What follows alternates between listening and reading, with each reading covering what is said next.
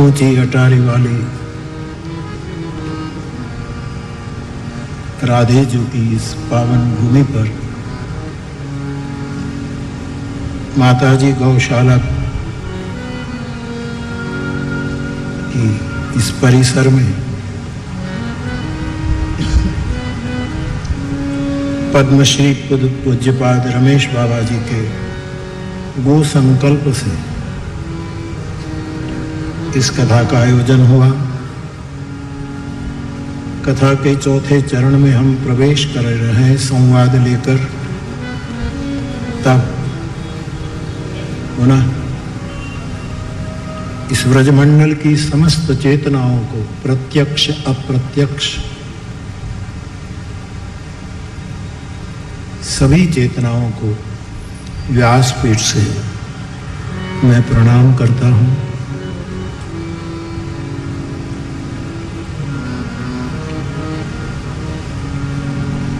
जिसकी निश्रा में एक कथा का आयोजन हुआ है, वो पूज्य बाबा जी के चरणों में भी जहां आप विराजमान हो, आप मेरा प्रणाम कबूल करें। कथा में उपस्थित हमारे सभी पूज्य चरण यहाँ बैठे, अंदर बैठे, जहां जहां बैठे हो, साधु संत, कथा की शोभा है। संत सभा अनुपम अवध, गोस्वामी जी के। जिस सभा में साधु लोग बैठे हो, उसकी महिमा अद्भुत होती है।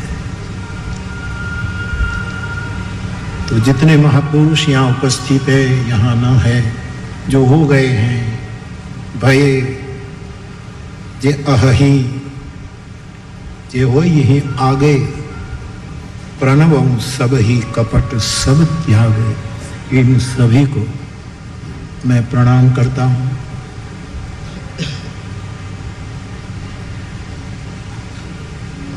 मेरे फ्लावर्स, मेरे श्रोता भाई बहन, आप सभी को भी मेरा प्रणाम। इस कथा के लिए केवल निमित्त मात्र मनोरथी परिवार, हरेश संघवी परिवार, ये युवक करीब 6-8 महीने से अपना धंधा छोड़कर इसमें लगा है।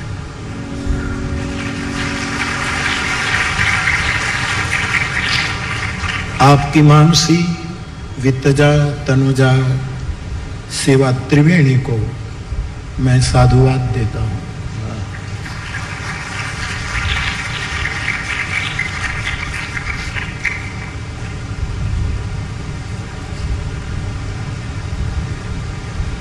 तो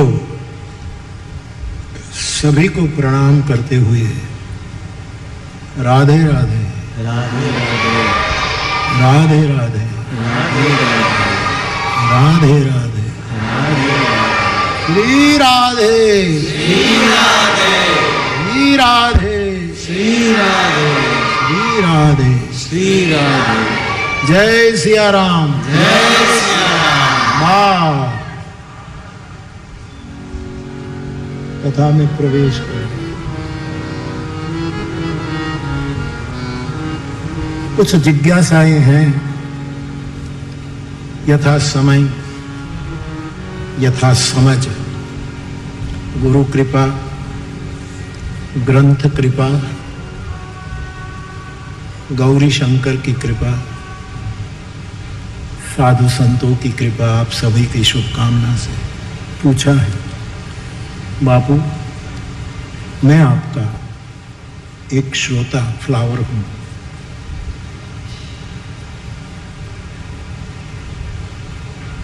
भगवत कथा के प्रति, तीर्थों के प्रति, गायों के प्रति, यमुना जी के प्रति, साधु संतों के प्रति हमारी जो श्रद्धा है उस श्रद्धा के बारे में कुछ कहे, अच्छी बात है।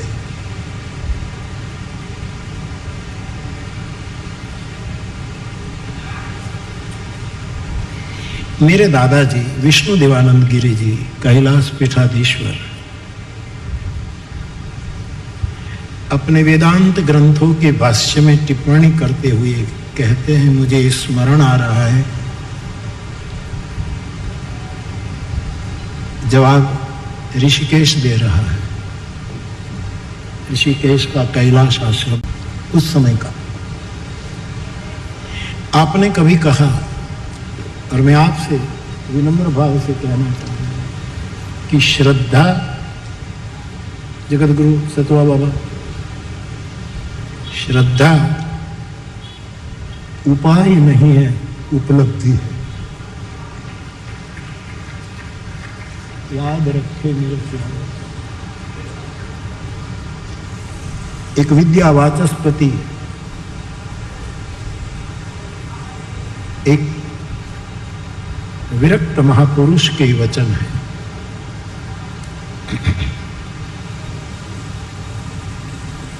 श्रद्धा उपाय नहीं है। शब्द मेरे हैं, श्रद्धा उपलब्धि।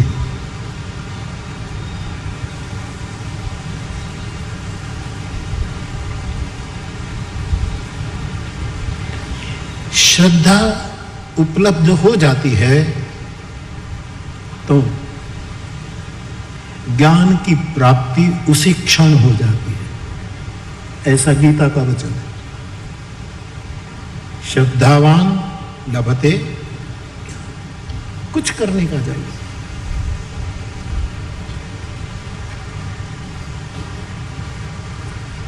ये उपलब्धि है।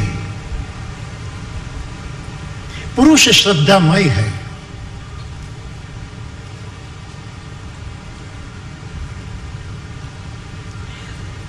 श्रद्धा की उपलब्धि होती है तो धर्म अपने आप अपने रोम रोम में अपना आसन लगा देता है। श्रद्धा बिनु, सब शास्त्र सम्मत बातें मैं आपसे कह रहा हूं। दादाजी ने यद्यपि वेदांत का आश्रय लिया है, मैं मानस की चौपाइयों का आश्रय ले रहा हूं।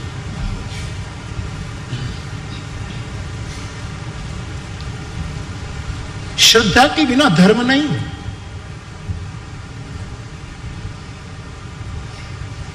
लाख कोई कुछ करे,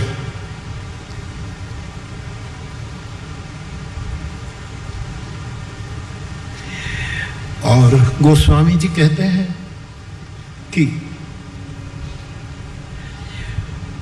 हिमालय स्थित मानस सरोवर की यात्रा करनी है तो सबसे पहले बात गोस्वामी जी ने लिखी, जय श्रद्धा संबल रहित। उसके पास श्रद्धा होनी चाहिए। फिर साधु का संग होना चाहिए, राम प्रीति होनी चाहिए, ये सब बाद में। प्रथम श्रद्धा। चाहे हिमालय स्थित मानस सरोवर हो अथवा तो त्रिभुवन में घूमता हुआ ये जंगम मानसरोवर रामचरित मानस हो,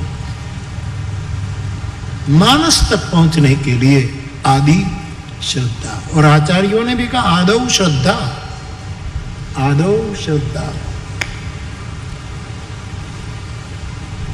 तो मेरे फ्लावर्स तक मैं पहुंचना चाहता हूं। आप बात मान मत लेना,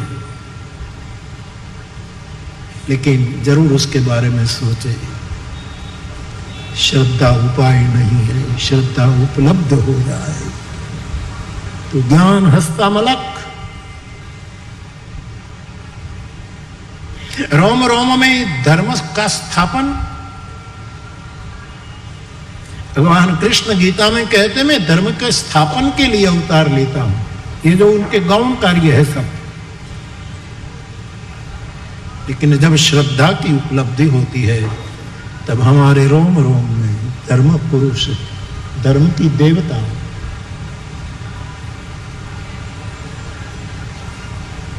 स्थापित होते हैं।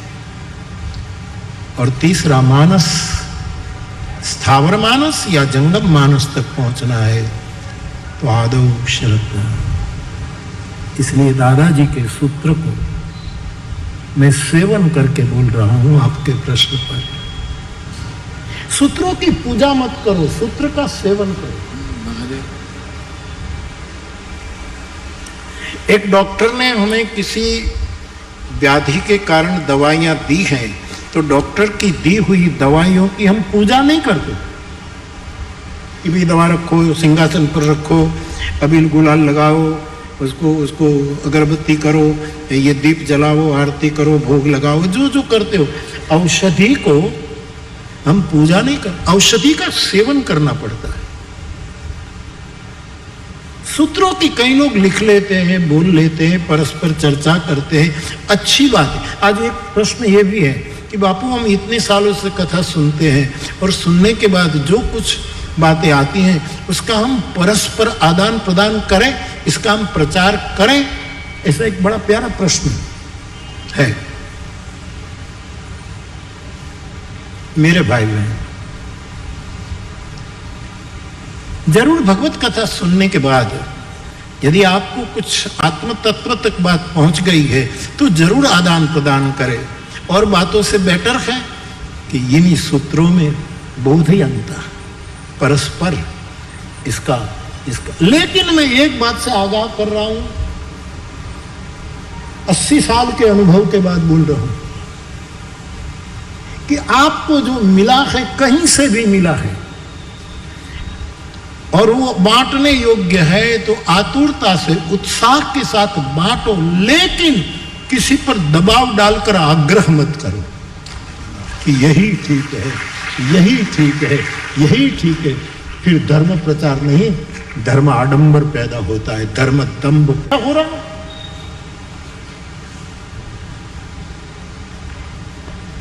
व्यासपीठ के सूत्रों को, भगवान बादरायण के सूत्र को, भगवान शंकराचार्य के सूत्रों को, भगवान रामानुज, रामानंद वल्लभ, मध्वाचार्य, रामकृष्ण देव, रमण महर्षि, महर्षि अरविंद, बाई मीरा, ज्ञानदेव, तुकाराम, नामदेव, नरसिंह मेहता, किसी भी बुद्ध पुरुष की बातें हो उसको जरूर कहनी चाहिए, लेकिन आग्रह नहीं। आग्रह वाले लोग धर्मांतर कराते हैं, आग्रह वाले लोग बलात् कन्वर्ट करते हैं। ऐसे समय में जरूर मैं तो वहां तक, आपको कैसा लगेगा मुझे खबर नहीं, मैं तो वहां तक कहूं कि सुनने के बाद भूल जाओ कि कोई बोल रहा था और मैं सुन रहा था। शब्द भी बंधन है यार, शब्द भी बंधन है। शब्द दूध है, घी नहीं है, याद रखना। शब्द दूध है, घी नहीं है। शब्द को बिगड़ने में देर नहीं, दूध कितने घंटे ठीक रहता है, दूसरे दिन तो बिगड़ जाता है, उसकी दुर्गंध कितनी खराब होने लगती। घी ज्यादा टिकता है। घी तो राम राम है, घी तो कृष्ण कृष्ण है, घी तो राधे राधे है, गोविंद गोविंद है, विठल विठल है। ये घी है, ये ज्यादा टिका। यानी इस सामान्य घी का तो एक रूपक, एक दृष्टांत, हरि का नाम, राधे जी का नाम शाश्वत है जिसमें दुर्गंध नहीं है। तेरी खुशबू का पता करती है। एक शायराना कहती है, तेरी खुशबू का पता करती है, मुझ पे एहसान हवा करती है। तेरी खुशबू का, ये ऊंची अटारी वाले की खुशबू त्रिभुवन को खींच रही है।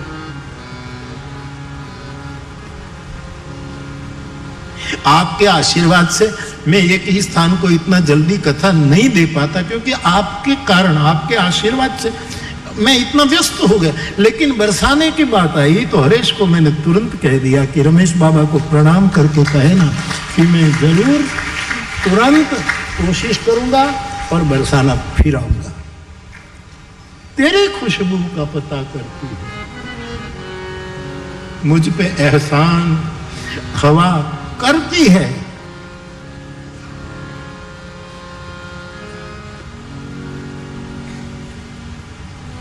रात के अंधेरे में शायराना कहती हैं, अब तुझसे ही गुफ्तगू हो रही है और कोई बीच में नहीं, बातचीत तेरे से ही हो रही है।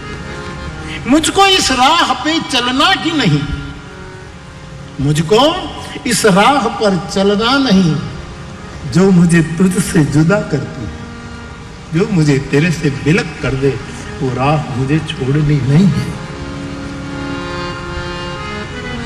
जरूर एक दूसरे बैठो, एक दूसरे की कुथली करने से बेटर है। आज मुझे ये भी पूछा गया कि बापू आपने कहा कि शब्द ब्रह्म है। बिल्कुल शब्द ब्रह्म है, यस। और व्यासपीठ ने गुरु कृपा से जोड़ा कि अशब्द पर ब्रह्म है। यहां कोई दूध है, बिगड़ने में देर नहीं लगती। हाँ, फ्रिज में रख लो, आज के उपकरणों में, साधनों में तो थोड़ा ज्यादा, बाकी दूध की जो अब तुम देहात में रहने वाले हो, और यहाँ तो इतनी बड़ी माताजी गौशाला है, दूध को फटने में भी देर नहीं लगती, घी ज्यादा टिकाऊ है। लेकिन उस मुकाम से भी जो आगे चला गया उसको अमृत प्राप्त होता है, और अमृत प्राप्ति के लिए वलौना जरूरी है, मंथन जरूरी। तो आप जरूर मंथन करिए, एक दूसरे से बातें करिए, दबाव नहीं।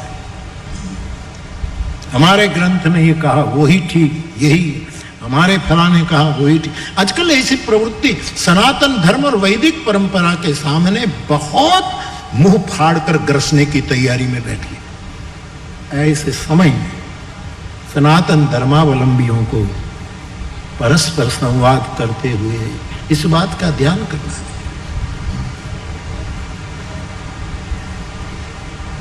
कुछ आग्रहवादी लोग नहीं कहते कि भगवान कृष्ण तो ऐसा ऐसा किया उसने, तो उसको तो इतने नरक में निवास होगा, ऐसा भी कहते।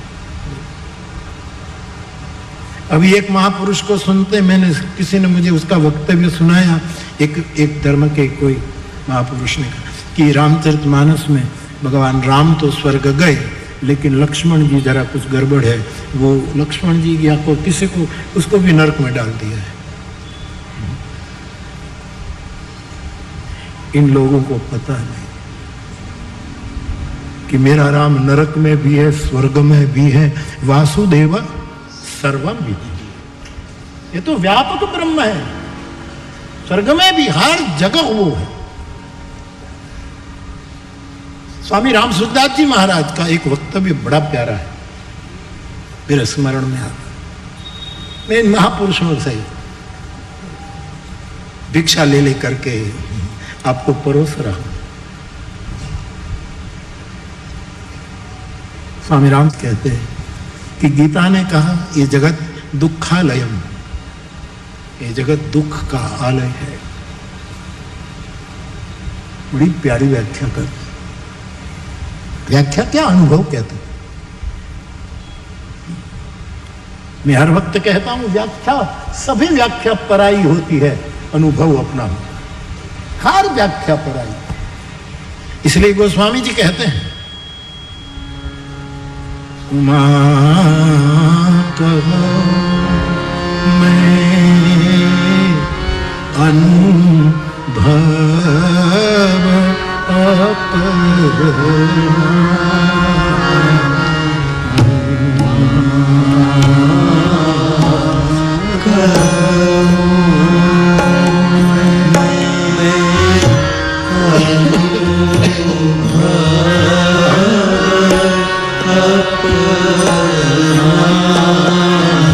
सत हरि भजन जगत सब सत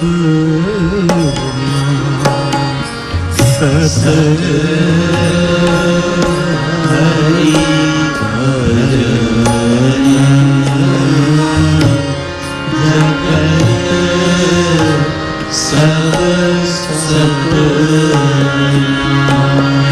निज अनुभव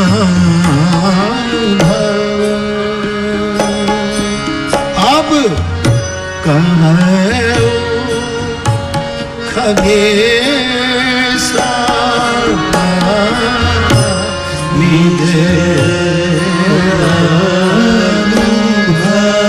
निज अनुभव, अपना अनुभव।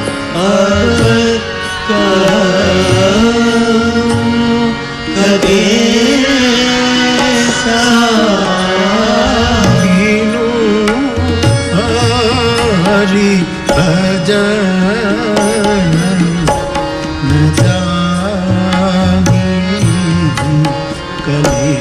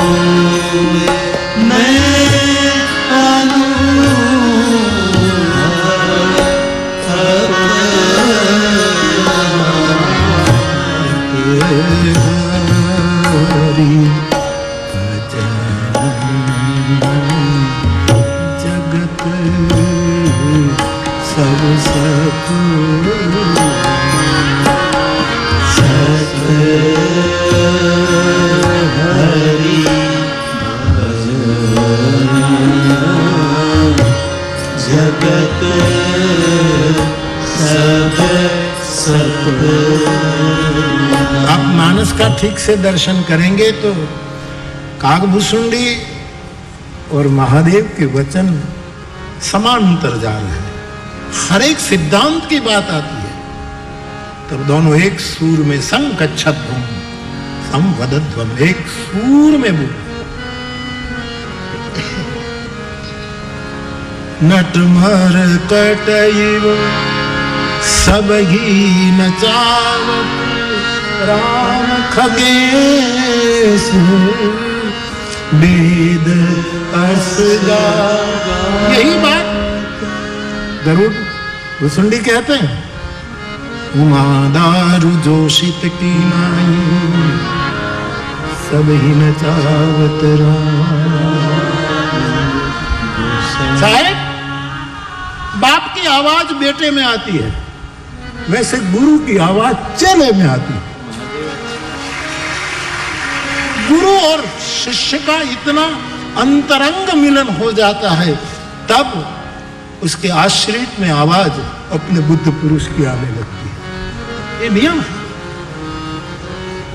परमात्मा ने हमें आंखें दी है, वो हमारी माँ की है, सबकी माँ की आंखें हमें मिली है। आवाज बाप की, टेलीफोन पर बात करोगे तो पता ही नहीं लगेगा कि बाप बोल रहा है कि बेटा बोल रहा है। हृदय का दान गुरु देता है, हृदय गुरु का दिया हुआ है, दिल गुरु का दिया। तो नटे मरकटीव सब ही नचावत राम खगेश वेद असगावत। भुसुंडी बोले उसी बात, थोड़ा थोड़ा पात्र भेद से, देश काल और पात्र बदल जाए तो थोड़ा परिवर्तन स्वाभाविक हो जाता है। जो निर्विचार अवस्था में अपना विचार प्रस्तुत करता है, ऐसे जगत की व्यवस्था के रूप में वक्ताओं में जो विचार प्रस्तुत, आप एक किताब पढ़ो साहब, तो उसमें पढ़ते पढ़ते आप अपने विचार से सोचने लगेंगे। लेकिन एकाग्रता से कथा श्रवण करो तो वहां आप अपने बारे में नहीं विचार, मेरा बुद्ध पुरुष क्या विचार करके बोल रहा है, यही पकड़ोगे। इसलिए श्रवण की महिमा, ग्रंथ पढ़ना अच्छी बात है, बेटर देन। इसलिए भागवतकार कहते हैं, श्रवणम कीर्तनम विष्णु स्मरणम पाद सेवनम अर्चनम वंदनम दास्यम सख्यम आत्म निवेदनम। वाल्मीकि जी कहते हैं मानस में, जिनके श्रवण समुद्र समाना। गुरु नानक देव कहते हैं, सुनिए सुनिए सुनिए सुनो। ये बहुत बड़ा श्रवण करना भगवत कृपा। तो व्याख्या ये सब पर आई, अनुभव अपना होता। तो बाप जरूर एक अवस्था ऐसी आ जाए कि पता ही न लगे कि हमने सुना था, और ये भी बहुत साहस करके कहो, पता लग जाए कि सुनाने वाला कौन था वो भी हमें पता नहीं है। केवल वर्षा हो, न सुनने का प्रयास न बोलने का प्रयास, केवल प्रसाद बरस रहा, केवल प्रसाद।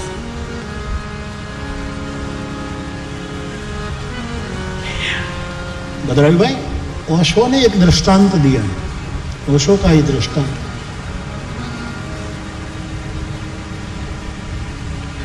आपने कहा कि ये सूफी वार्ता है, जो हो मैं तो सार आपके पास, मुझे अच्छा लगा सो आपको कह दूं। एक बड़ा धनी आदमी था, उसके पास बहुत जमीन थी। तो उसने जमीन को एक दिन में कुछ पूरा करना था, इतने एकड़ जमीन में साफ सुफ करना है, जो करना था कुछ करना था, सार समझिएगा। तो कुछ मजदूरों को सुबह से बुलाया 8 बजे से, और ये मजदूर लगभग 100 मजदूर लग गए, क्योंकि आज कोई खास बात थी कि एक शाम होते होते ये पूरा काम हो जाना चाहिए। 100 मजदूर लग गए। दोपहर के 2 बज गए, लोगों ने भोजन कर लिया, फिर काम में लग गए। लेकिन वो जो धनी था उसको लगा कि इतने मजदूरों से ये काम शाम तक पूरा नहीं, तो 2-3 बजे उसने और 50 मजदूरों को बुलाया कि भाई लग जा। वो लग गए। करीब करीब काम पूरा होने को 5 बजने को है, थोड़ा काम बाकी है। फिर कहता है इस धनवान ने, अब काम पूरा होने को है, उसी समय बिल्कुल काम पूरा होने के समय भी कुछ 20 लोगों को और बुला लिया कि कुछ बाकी ना रह जाए।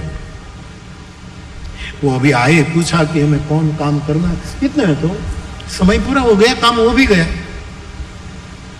और सबको बुला करके ये धनी आदमी उनको पैसे दे रहा है। सुबह से जो काम कर रहे थे उनको जो दिया वही 3 बजे से आए थे उनको भी इतना दिया, और जो अभी अभी आए हैं काम बिल्कुल पूरा हो गया है कुछ करने को से उसको भी इतना दिया।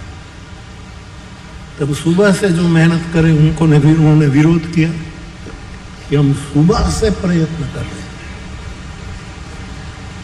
और जो 3 बजे आए उसको भी इतना, और ये तो अभी अभी आए ही हैं, तब तक तो बात पूरी होगी, और उसको भी इतना। इस धनवान ने कहा कि आपकी मजदूरी तो मैंने पूरी कह दी ना, जितने घंटे, उसमें तो कोई कटौती नहीं की। बोले नहीं, लेकिन फिर भी जरा देखो इसमें असमानता, एक राह की रीत। 3 बजे आए उसको भी इतना, अरे छोड़ो 3 बजे वालों को इतना दो, लेकिन जो अभी अभी आए हैं उसको भी इतना।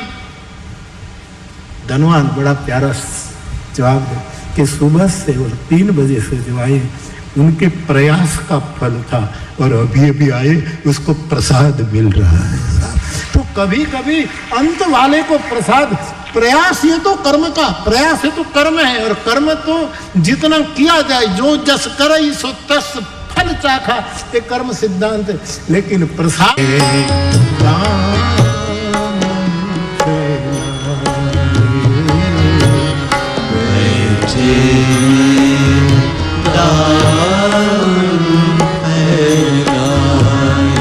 तेरा भक्त इतना दुखिया है।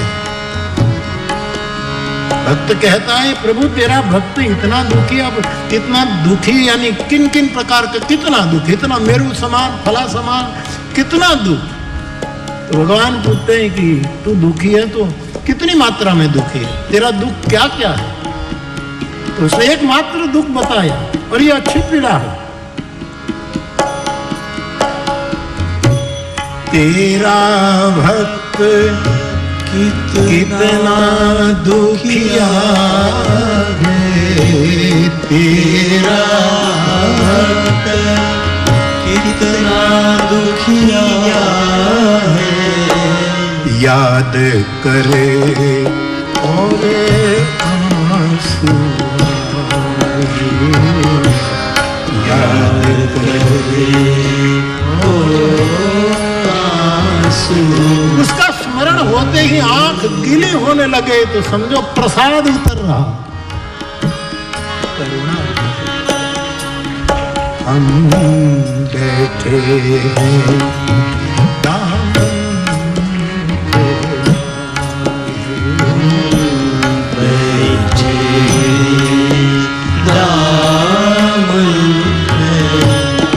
राधे रानी के मंदिर में जाते हैं तो चुनरी उठाते हैं। ये चुनरी तो हमारा सुरक्षा है, हमारा ओढ़ण है, हमारी मर्यादा है, ये सब कुछ है, आशीर्वाद। लेकिन ये चुनरी इसलिए भी है कि जरूरत पड़े तो इसको दामन बनाकर फैलाना। मैं बरसाने से तेरे घर में बरस जाऊंगी, तेरे घर तक बरसने को ले आऊंगी। ये तो व्यापक है। आज दूसरा नवरात्र ब्रह्मचारिणी रूप का नवरात्र है। दूसरा नवरात्र ये तो बरसाने वाली का तो काम ही है बरसना। बैठे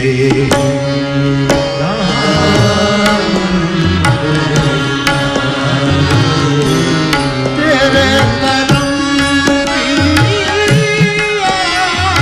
लगा, ये तेरे करम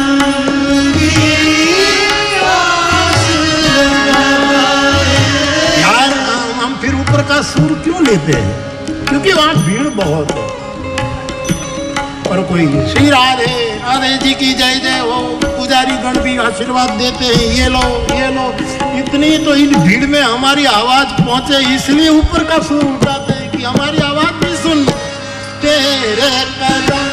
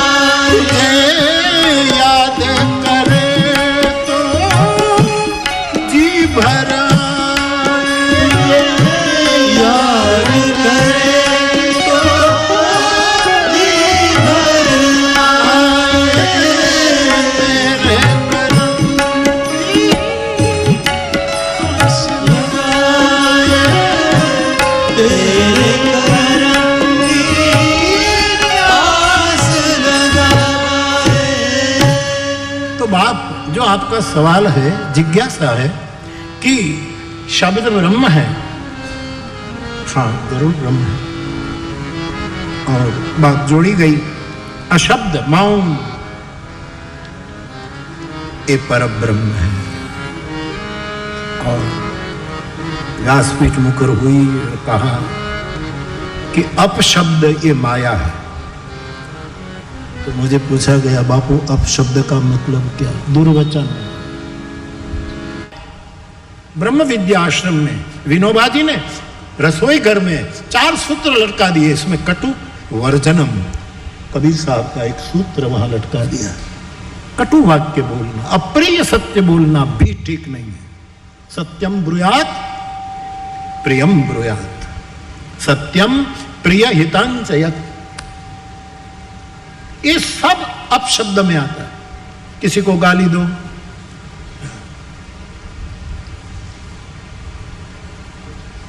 ये सब अपशब्द, ये माया, माया ये सब कराती है। इसलिए मैंने शास्त्र आधार से आपके सामने निवेदन किया कि नारद दुर्वचन बोलते हैं विष्णु भगवान के सामने और कहते हैं, महाराज मैंने बहुत दुर्वचन आपको कह दिए, मेरे पाप कब मिटेंगे? भगवान ने कहा, मम इच्छा, नारद छोड़, ये मेरी इच्छा।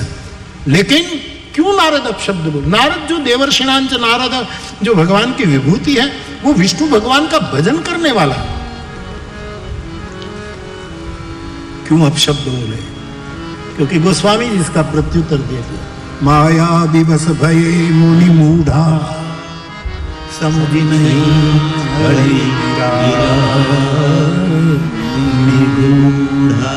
माया।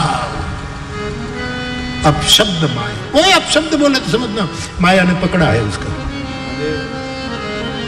और जिसने माया को पकड़ा ये तो वातुल भूत विवश मतवार है, जिसको भूत प्रेत लग गए, जिसने न पीने की चीज, ये कुछ भी बोल सकते हैं। उनके वचनों को कानों में न धरो। वो वचन सोच करके नहीं बोलते, विचार करके विवेक से नहीं बोलते। अब शब्द में ये सब आता है। कहीं कहीं लोग तो बोलते नहीं, आंखों से अपशब्द बोलते हैं, आंखों से। और ध्यान देना, प्रत्येक इंद्रियों में एक एक देवता बैठा है। वो देवता साक्षी है कि तू आंखों से गाली दे रहा है, तू बिना हाथ उठाए प्रहार कर रहा है, तू बिना पैर चलते हुए उनके पूरे खानदान तक पहुंच गया है, उनकी पीढ़ियों तक तो पहुंच गया गाली दे। ये सब माया, ये माया का परिवार बड़ा विचित्र। माया को देखो, कोई डर जाए नहीं किसी वस्तु से तो फिर वो डर कर भाग जाए। माया एकमात्र हरि से डरती है, क्योंकि हरि को भक्ति प्यारी है। माया तो एक नर्तकी, खलू बिचारी है, तुलसी कहते हैं। ये तो एक खलू, एक नर्तक, और तो परमात्मा से वो डरती रहती है। तो भगवान का नाम लेकर जो परमात्मा का आश्रय करता है, उससे माया घबराती है कि इसके पास जाना ठीक नहीं। ऐसे लोग कभी अपशब्द नहीं बोलेंगे, कभी भी इनके मुख से दुर्वाद नहीं निकलेगा। तो मैं आपसे निवेदन कर रहा था कि अपशब्द की एक परिभाषा मुझे पूछी, इसीलिए मैं आपसे निवेदन कर कि शब्द ये दूध है अवश्य।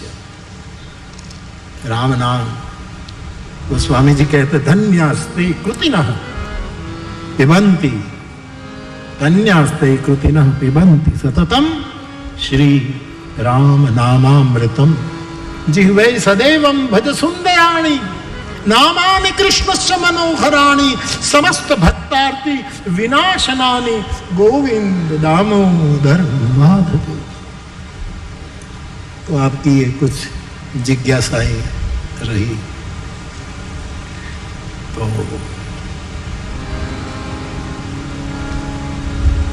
विष्णु दादा का सूत्र में जरूर आपको विनय करके को, आज का ये सूत्र मैन ऑफ द मैच है। किशन, श्रद्धा उपाय नहीं है बेटा, उपलब्धि। त्रिविधा भवति श्रद्धा देहिना सा स्वभावतः। मेरे भीतर नहीं, मेरे कहां तक ये सूत्र पहुंचा है विष्णु देवानंद गिरी का, मैं बयान नहीं कर सकता। यदि ये उपलब्ध हो जाए तो ज्ञान मुट्ठी में है, धर्म रोम रोम में, मानस तक की यात्रा सफल हो जाए। इसलिए जय श्रद्धा संबल रहित नहीं संतन कर साथ, तिन कह मानस अगम अति जिन हिन प्रिय रघुनाथ। तो ये बात आपने कही, और ऐसी श्रद्धा उपलब्धि के रूप में हमारे पास आ जाए, जैसे हिमालय के घर पार्वती आ गई ब्रह्मचारिणी के रूप में। भवानी शंकरौ वंदे श्रद्धा विश्वास रूप में। तो ऐसी श्रद्धा हमारे जीवन में एक उपलब्ध हो जाए। किस उपाय से होगी? साधन तो साधिक रूप में, प्रसाद के रूप में उपलब्ध हो जाए। तो विश्वास कैलाश छोड़कर नंदी पर सवार होकर कामदेव को घोड़ा बना करके श्रद्धा का पानी ग्रहण करने के लिए विश्वास सामने से आएगा, बुलाना नहीं पड़ेगा। विश्वास गया और विश्वास और श्रद्धा का सम्मिलन हो जाएगा तो भगवान, भरोसा रूपी भगवान का जन्म हो जाएगा। इस श्रद्धा के कारण होगा। वहां श्रद्धा उपलब्ध हुई है तो विश्वास को हिमाचल प्रदेश जाना पड़ा। फिर दोनों बैठकर कथा शुरू करते हैं और फिर भगवान राम का जन्म वो हमारे जीवन में भरोसे का प्राकट्य। इसलिए हम निरंतर कथा के समापन में आश्रय का पद गाते हैं।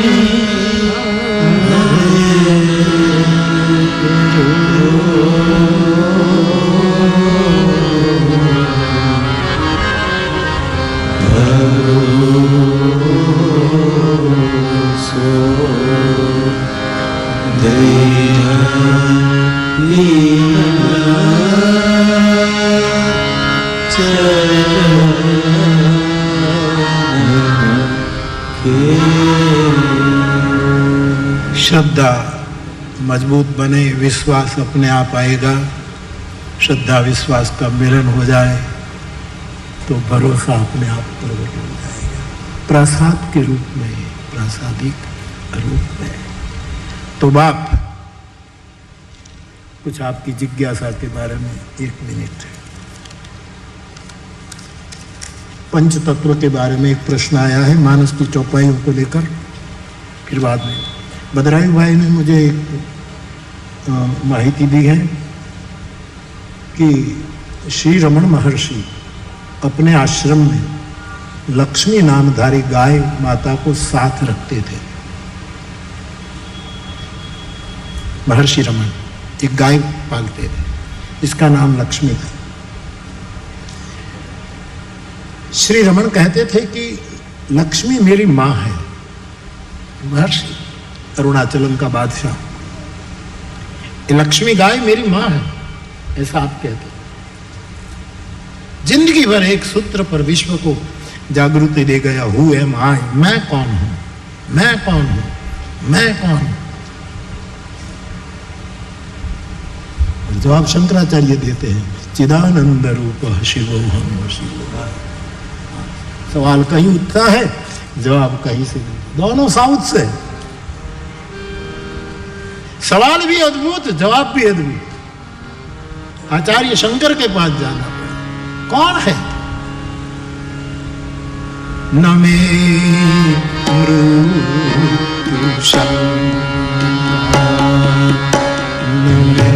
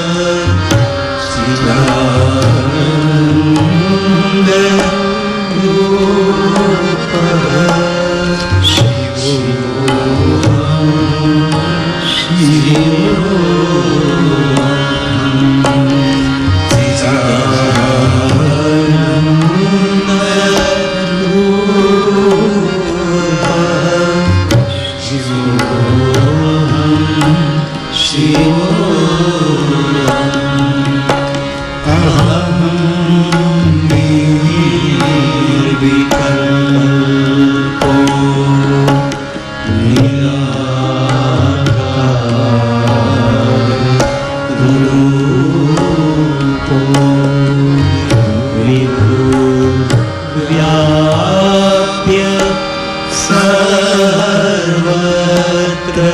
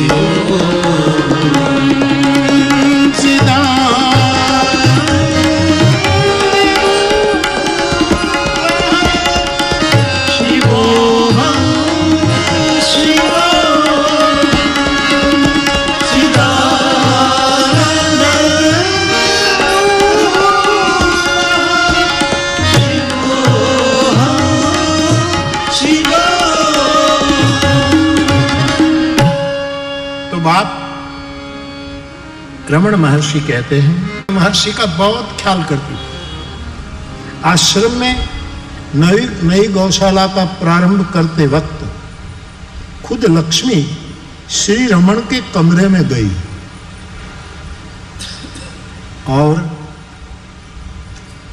सिर झुकाकर आमंत्रण दिया कि नई गौशाला का भूमि पूजन हो रहा है, हे बुद्ध पुरुष आप आइए। और श्री रमण भी उठकर लक्ष्मी के साथ पीठ पर हाथ रखकर नई गौशाला के द्वार तक गए। लक्ष्मी ने जब देह छोड़ा, देह छोड़ने पर श्री रमण आश्रम में लक्ष्मी को समाधि दी गई और वहां गाय का मंदिर बनाया गया। श्री रमण का प्रसिद्ध कथन है कि ऐसे ही कोई जीव हमारे साथ जुड़ता है तो वह ऋणानुबंध है। ऋणानुबंध। अरिश, तू इस गायों की सेवा में जुड़ गया, भी तेरा कोई ऋणानुबंध होगा। कोई ऐसे किसी के पास कोई ऐसे जाते नहीं, या तो कोई बुलाता है या तो हमारा ऋणानुबंध उसके पास खींचे जाता है। कि बड़ी प्यारी बात जो मुझे रवि भाई आपने दी है। तो गो माता को केंद्र में 1 मिनट सब ले लो, फिर आगे बढ़ो।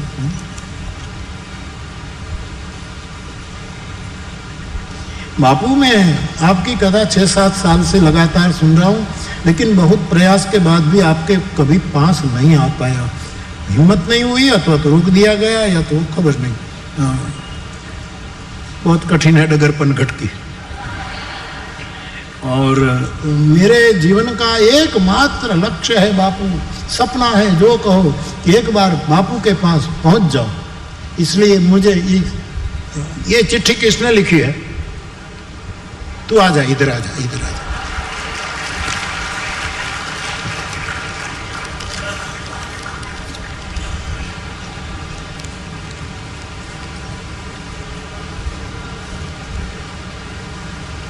हाँ जल्दी आ प्यारा।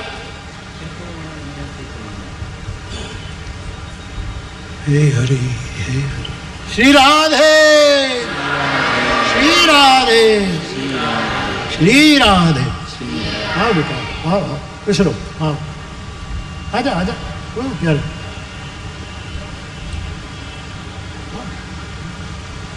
ऊपर आ जाओ, ऊपर आ जाओ।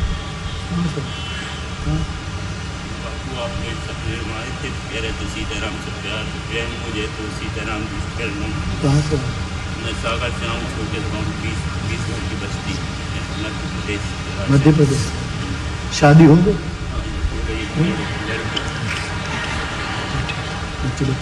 हाँ एक लड़की है जी। ठीक है। काम पर से मैं क्या कह रहा हूँ जी, मैं क्या कह रहा हूँ तो आप सपने में आए थे, कह रहे सीताराम जी से प्यार प्रेम हुई है, उससे तो हाथ धर दो। तो मैं चाह रहा हूँ एक आंध्रा के तो आप मैं से कहाँ दिखे थे एक अच्छी भगवान खुश खुश हो गया ना, हो गया।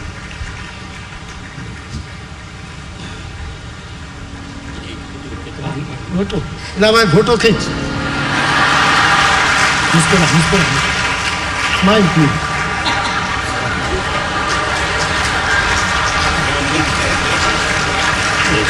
खुश हो, खुश हो।